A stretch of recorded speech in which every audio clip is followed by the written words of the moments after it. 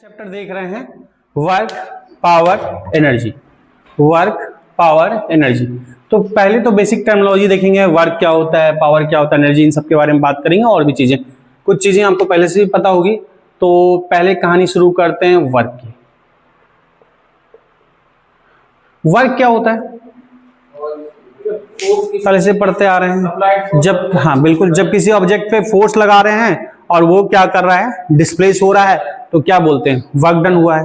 Basic सी बात है, लिखना एक लाइन लिख लो, work is said to be done, work is said to be done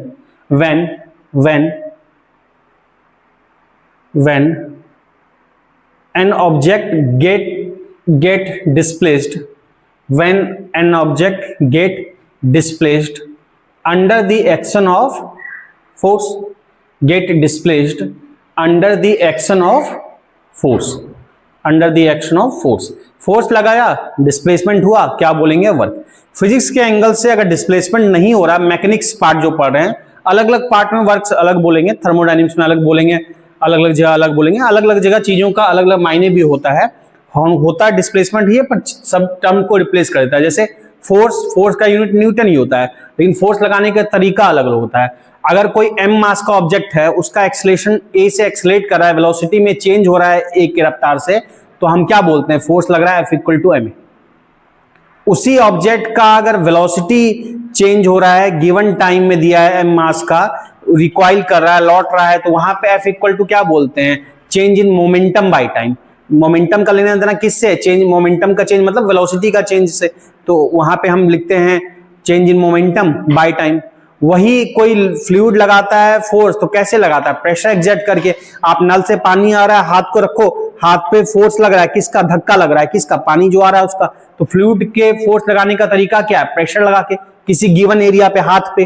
तो फ्लूइड का फोर्स क्या लिखोगे, प्रेशर इनटू एरिया, है फोर्स ही, न्यूटन पर, हर एक जगह अलग अलग है। ग्रेविटेशन में पढ़े होगे पुरानी क्लास में कि दो मास है, अगर m1 m2 दोनों के बीच ग्रेविटेशनल फोर्स gm1 m2/r² लग रहा है फोर्स ही, पर दो मास कुछ डिस्टेंस में सेपरेटेड है, उसके कारण लग रहा है। वही जब चार्ज के लिए पढ़ोगे F=k q1 q2r², इसको कूलम्ब्स लॉ पढ़ते हैं, दो चार्ज कुछ डिस्टेंस पे सेपरेटेड है, तो हर जगह है फोर्स ही। फिर मैग्नेटिज्म में पढ़ोगे कुछ q v क्रॉस v, तो हर जगह फोर्स ही है, पर जो चीज उसको ड्राइव करा वो है। तो यहाँ मैकेनिक्स से पढ़ रहे हैं, पार्ट बताया था मैकेनिक्स क्या है। तो यहाँ पे वर्क क्या बोलते हैं, सिंपल, कि जब किसी ऑब्जेक्ट पे फोर्स लगाया और डिस्प्लेसमेंट हुआ तो होता है वर्क। तो ये तो ठीक है, पुरानी क्लास में पढ़े हो, सब ठीक है। अब हम बेसिक बात करें, वर्क कैसी क्वांटिटी है, स्केलर की वेक्टर। वर्क कैसी क्वांटिटी है, किसी ऑब्जेक्ट पे फोर्स लगाया, फोर्स कैसी क्वांटिटी है, वेक्टर। और डिस्प्लेसमेंट कैसी क्वांटिटी है, वेक्टर है। और फोर्स और डिस्प्लेसमेंट मिलके क्या बनाता है, वर्क। तो वर्क कैसी क्वांटिटी है, स्केलर।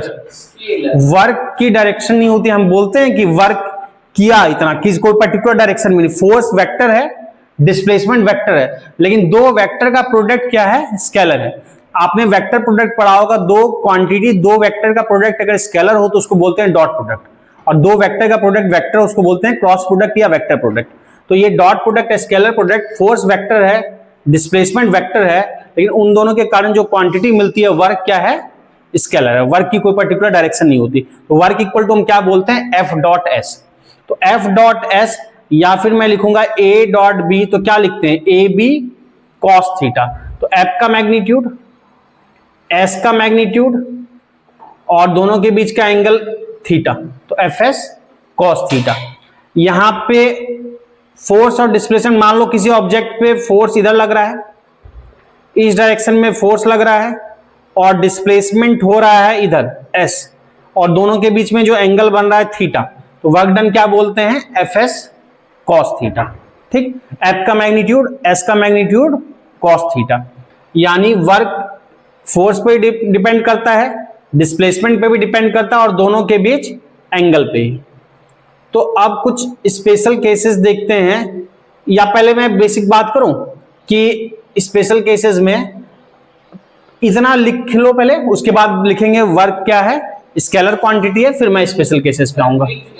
ये लिख लिए, इतना लिख लिए तो लिखना वर्क इज अ, सिंपल बात, स्केलर क्वांटिटी। दिख रहा है ना, डॉट प्रोडक्ट है, तो work is a scalar quantity.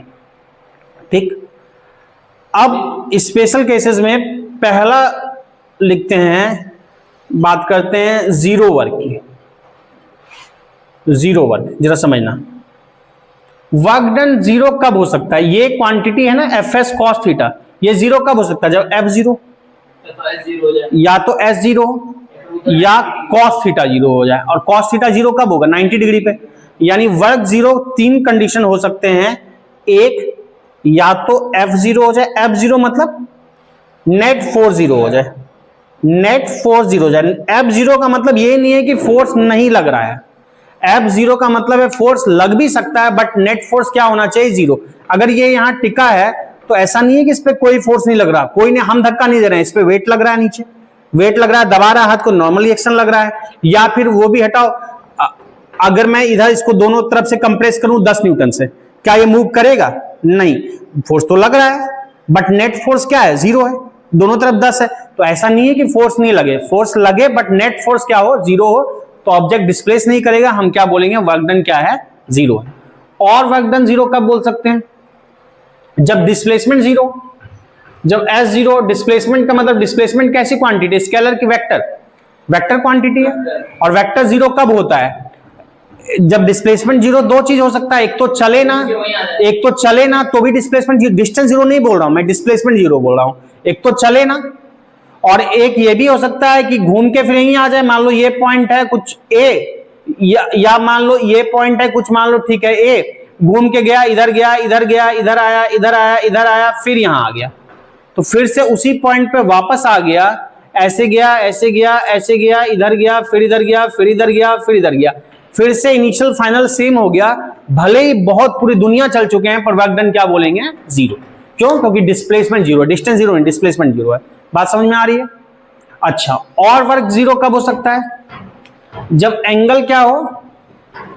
90 degree हो जाए, थीटा 90 डिग्री हो जाए। जैसे कूली सर अपना सिर पे सामान खड़ा लेकर खड़ा है, खड़े रह जाए, तो कूली सिर पे सामान लेके खड़ा है, खड़े रह जाए, वहां तो डिस्प्लेसमेंट भी जीरो है, वहां तो डिस्प्लेसमेंट भी जीरो है ना।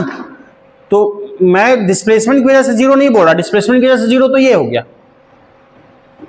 मैं बोल रहा हूं एंगल 90 की वजह से जीरो। तो कूली वाले ही केस में मुझे बता दो, एंगल 90 जीरो वहां भी एप्लीकेबल हो सकता है। डिस्प्लेसमेंट जीरो तो सही बात है उस वजह से भी, लेकिन 90 की वजह से जीरो। 90 यहां पे क्या एंगल दिख रहा है? 90 क्या? 90 की वजह से कूली वाला जो एग्जांपल तुम लिए, माथे पे वजन रख के खड़ा है अपनी जगह पे, तो डिस्प्लेसमेंट जीरो तो वर्क डन जीरो। एक टाइप का वर्क डन हम वहां पे भी जीरो कर सकते हैं 90 की वजह से।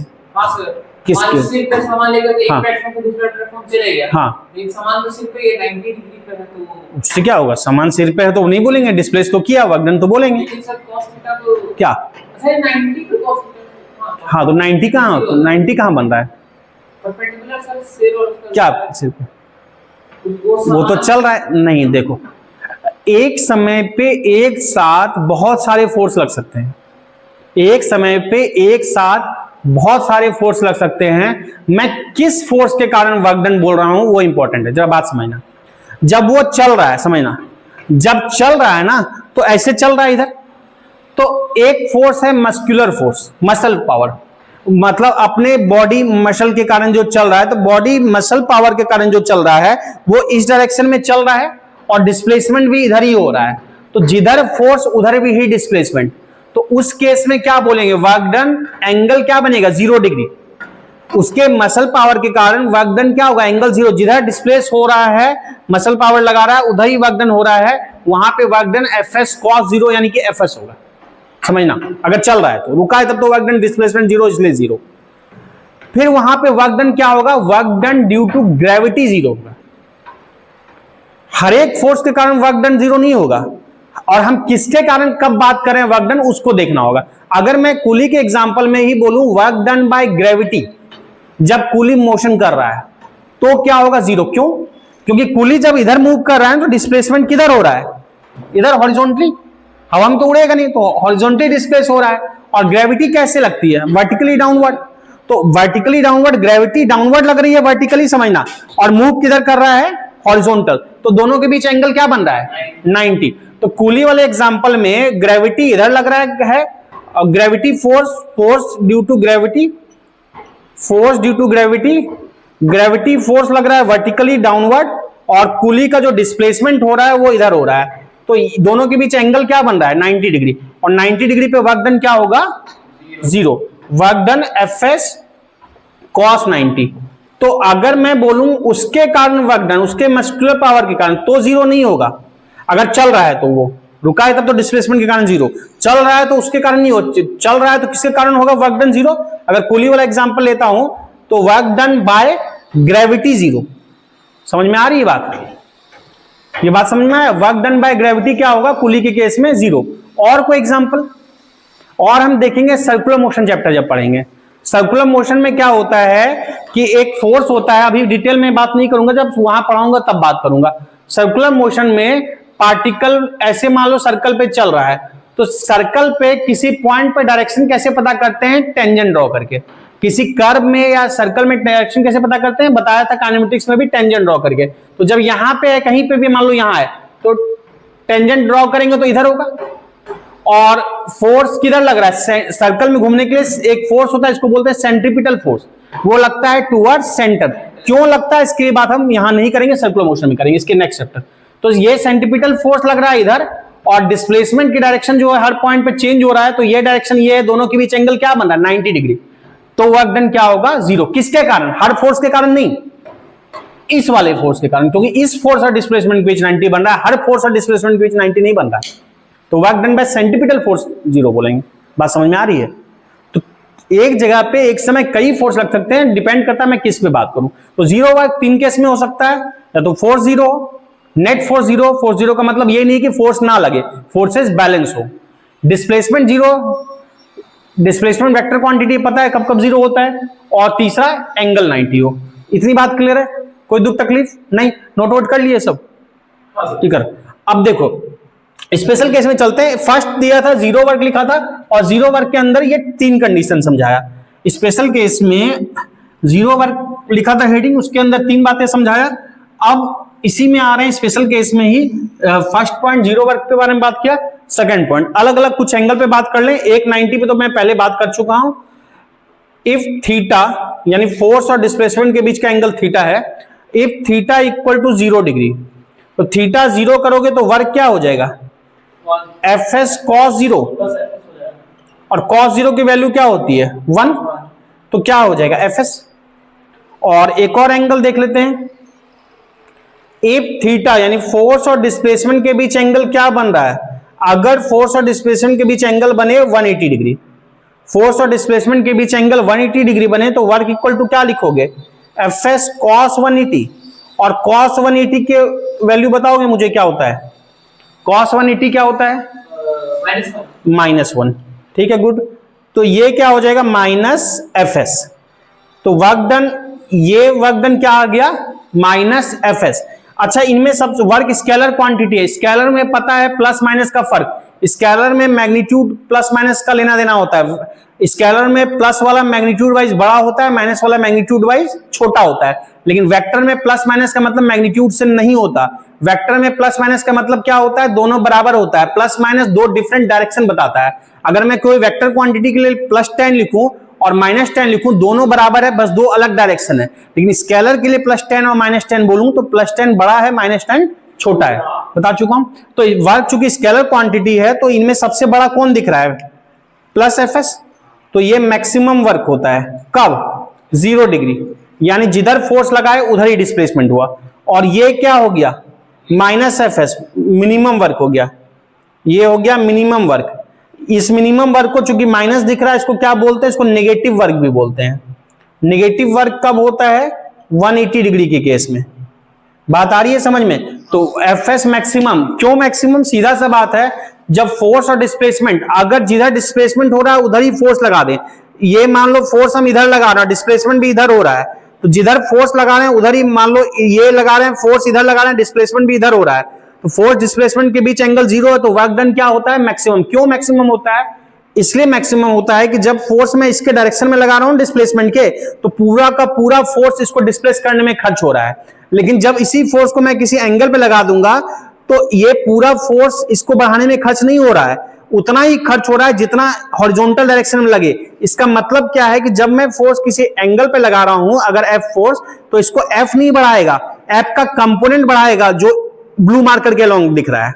अगर मैं ये F है ब्लैक मार्कर, फोर्स ऐसे मान लो 10 न्यूटन का लगाऊं और ब्लू मार्कर और ब्लैक के बीच में एंगल मान लो थीटा है, तो इसको जो आगे बढ़ाएगा वो ब्लू मार्कर के अलॉन्ग जो लगेगा, 10 है ब्लैक मार्कर, तो दोनों के बीच एंगल मान लो थीटा है, तो ये कंपोनेंट एंगल के साथ वाला क्या होगा 10 cos थीटा, तो इसको 10 cos थीटा आगे बढ़ा रहा है, ना कि 10 बढ़ा रहा है। बात समझ में आ रही है? जब मैं एंगल पे लगा रहा हूं, जब मैं पूरा 10 ऐसे लगा रहा हूं तो इसको पूरा का पूरा 10 आगे बढ़ा रहा है। फ्रिक्शन हो तो अलग बात है, रोकेगा वो अलग मैटर है, तो दोनों को रोकेगा। तो 10 जब मैं ऐसे लगा रहा हूं तो पूरा का पूरा 10 इसको आगे बढ़ाना चाह रहा है, तो पूरा का पूरा 10, और इस केस में 10 अगर ऐसे लगा रहे हैं 10 का कंपोनेंट 10 cos, और साइन और cos की वैल्यू क्या होती है किसी पर्टिकुलर एंगल पे, अगर 0 से 90 के बीच में बोला जाए तो लेस देन 1 होती है, तो 10 की वैल्यू 10 से क्या हो जाएगी 10 cos समथिंग कम हो जाएगी 10 से, तो इसको 10 ना आगे बढ़ा के 10 का कंपोनेंट आगे बढ़ा रहा है। लेकिन जब 10 ऐसे लगा रहे हैं पूरा का पूरा 10 बढ़ा रहा है, इसीलिए 0 डिग्री पे सबसे ज्यादा वर्क है। बात समझ में आई? अच्छा, एक बात मुझे बताओ, ठीक है 180 पे तो मुझे दिख रहा है क्या मिनिमम वर्क, और जिसको नेगेटिव वर्क भी बोल रहा है, 180 कैसे बन सकता है? 180 का मतलब समझ रहे हो कि अगर मैं मान लो फोर्स ऐसे लगाऊं, फोर्स ऐसे लगाऊं, फोर्स अगर इधर लगाऊं और डिस्प्लेसमेंट इधर हो, या इसका डिस्प्लेसमेंट इधर हो रहा है तो फोर्स उसके उल्टा लग रहा है, ये कैसे हो सकता है? थीटा 180 मतलब एफएस, फोर्स और डिस्प्लेसमेंट, फोर्स के अपोजिट डिस्प्लेसमेंट हो। इसका एग्जांपल दे सकते हो? बुलेट रिकॉइल होता है। रिकॉइल, रिकॉइल किसके कारण होता है, किस फोर्स के कारण? सर जो बुलेट आगे गया तो पीछे लगा तो रिकॉइल वाला फोर्स। अच्छा, एक एग्जांपल ये ले सकते हैं ग्रेविटी वाला। अब देखो एक समय में मैंने बोला एक साथ एक जगह कई फोर्स लगते हैं। एक सिंपल एग्जांपल समझो, मान लो ये है, इस डस्टर को हम ऐसे उठा के ऊपर ले जा रहे हैं, तो हम फोर्स किधर लगा रहे हैं? ऊपर, समझना, और डिस्प्लेसमेंट भी किधर हो रहा है? ऊपर। तो फोर्स और डिस्प्लेसमेंट के बीच एंगल क्या बन रहा है? 0। तो वर्क डन क्या बोलेंगे? एफएस cos 0 यानी कि एफएस। तो वर्क डन बाय मी या मसल पावर बोलते हैं, muscle power, work done by muscle power क्या होगा? प्लस एफएस, जिधर फोर्स उधर डिस्प्लेसमेंट। लेकिन इसी समय और भी फोर्स लग रहे हैं, जब मैं इसको ऊपर ले जा रहा हूं तो ग्रेविटी किधर लग रही है? नीचे। ग्रेविटी लग रही है नीचे। अगर मैं वर्क डन बाय ग्रेविटी बोलूं यहां पे, तो ग्रेविटी नीचे, डिस्प्लेसमेंट क्या? ऊपर। तो ग्रेविटी के कारण वर्क डन क्या होगा? FS cos 180 minus FS. बात समझ में आ रहा है? तो अगर वर्क डन बाय ग्रेविटी बोलूं यहां पे तो माइनस एफएस होगा, वर्क डन बाय मी बोलूं, मस्कुलर पावर मेरा, तो क्या होगा? FS cos 0 FS. तो इतनी बातें समझ में आ रही है? तो ये था वर्क का बेसिक। अब कुछ क्वेश्चन देखते हैं, एक आध क्वेश्चन मैं करा दे रहा हूं आज, फिर बाकी इस पे चैप्टर पे कल करेंगे क्वेश्चन। एक क्वेश्चन करते हैं, ये क्वेश्चन किया जा सकता है। अच्छा, कुछ बेसिक सा बात कर लें, ऐसे पहले से पता है आपको लेकिन फिर भी कर लेते हैं एक दो चीजें, जैसे SI unit. SI unit, SI unit क्या होगा? वर्क क्या लिखे हैं? एफएस cos थीटा, थीटा तो एंगल है, तो एफएस मैनली एंगल का तो कोई यूनिट नहीं होगा, यूनिट होगा डायमेंशन कुछ नहीं, तो एफएस। फोर्स का क्या लिखेंगे? न्यूटन। डिस्प्लेसमेंट का क्या होगा? मीटर। एंगल तो कोई यूनिट नहीं है, सप्लीमेंट्री यूनिट है, फंडामेंटल तो नहीं है, तो न्यूटन मीटर। न्यूटन मीटर को क्या लिखते हैं? अगर लिखूंगा 1 न्यूटन मीटर, इसी को बार बार कितना न्यूटन मीटर लिखे, शॉर्ट में क्या लिखते हैं? जूल। तो वर्क की यूनिट क्या होती है? जूल। ऐसा यूनिट क्या होती है? जूल। और बात करें वर्क का डायमेंशन, डायमेंशन बताओगे? इसी तरह, हाँ, तो डायमेंशन होगा F इंटू एस। बिल्कुल, F का क्या लिखते हैं? MLT माइनस 2, और डिस्प्लेसमेंट का क्या होगा? L। तो क्या हो जाएगा? ML2T minus 2। Dimension chapter, unit dimension detail बता चुका हूं। अब इसी तरह से जहां जहां जो क्वांटिटी आती जाएगी हर चैप्टर में, उसका यूनिट देखेंगे, उसका डायमेंशन देखेंगे। तो इतनी कहानी क्लियर है। तो एक क्वेश्चन मैं दे रहा हूं, अभी ट्राई करेंगे हम, चूंकि basic force, display, laws of motion देख चुके हैं, फ्रिक्शन देख चुके हैं, बस यहाँ पे एक्स्ट्रा क्या है? वर्क निकालना है। तो पूरा काम पुराना ही होगा कॉन्सेप्ट, बस यहाँ पे केवल वर्क का फॉर्मूला लग जाएगा और नया कुछ भी नहीं है। तो एक दो क्वेश्चन देखेंगे, एक क्वेश्चन करते हैं इसमें, ठीक है?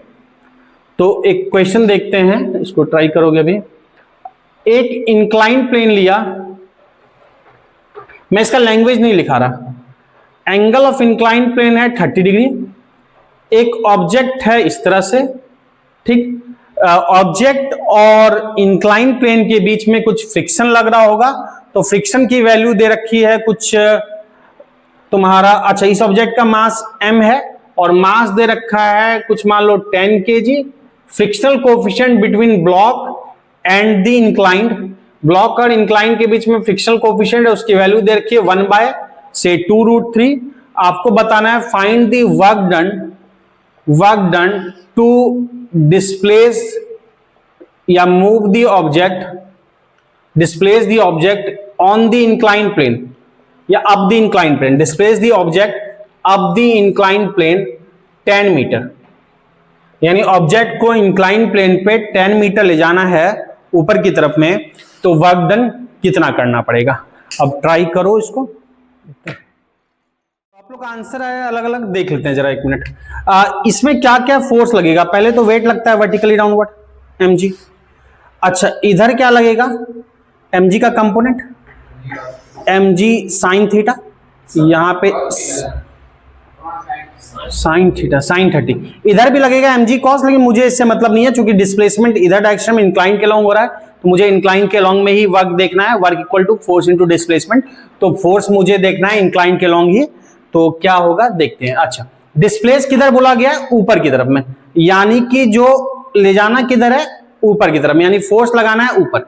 अगर फोर्स चूंकि ऊपर ले जाना है अब, तो फोर्स ऊपर लगाना है, यहां पे फ्रिक्शन भी लगेगा, फ्रिक्शन किधर लगेगा, नीचे, अगर ऊपर मूव कराना है तो फ्रिक्शन किधर लगेगा, नीचे, तो प्लस क्या लगेगा, फ्रिक्शन फोर्स, यानी हमको जो अप्लाइड फोर्स है उसको फ्रिक्शन और इन दोनों को क्या करना पड़ेगा, ओवरकम करना पड़ेगा, यानी F इक्वल टू मैं क्या बोलूंगा, mg sine theta sine 30 plus F friction, friction को मैं लिख दूं mu N, friction F equal to mu N. अच्छा यहां पे न्यू एन के लिए, एन के लिए जरूरत पड़ जाएगा mg cos थीटा, तो लिख ही लो आप, बल्कि यहां पे n है, नॉर्मल रिएक्शन कंप्रेस करेगा, इधर क्या लगेगा mg cos थीटा, और यहां पे cos क्या है 30, mg cos 30, ये कंप्रेस जो होगा किससे, इधर लगेगा mg cos थीटा से कंप्रेस होगा, इधर नॉर्मल रिएक्शन सब बता चुका हूं पहले पिछले चैप्टर में।